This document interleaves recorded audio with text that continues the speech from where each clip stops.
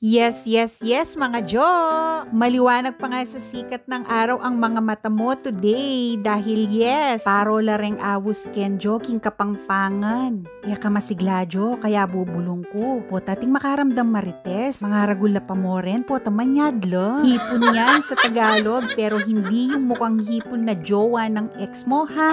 Char! So eto, maghugas muna tayo ng mga pinagkalatan at parang nakikipagpatintero na naman ako dito kay Prime Water. Diyos ko, day, ano ba yan? Ito pala yung mga binili kong saging saba. Pagkatapos binili ko na rin ng papaya yung bunso dahil nga, syempre, good for the tummy yan. Pampa poops.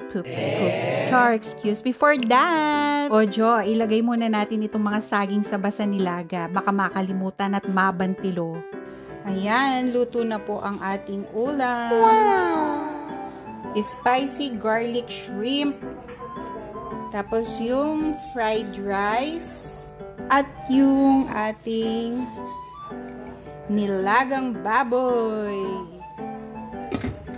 Kainan time na!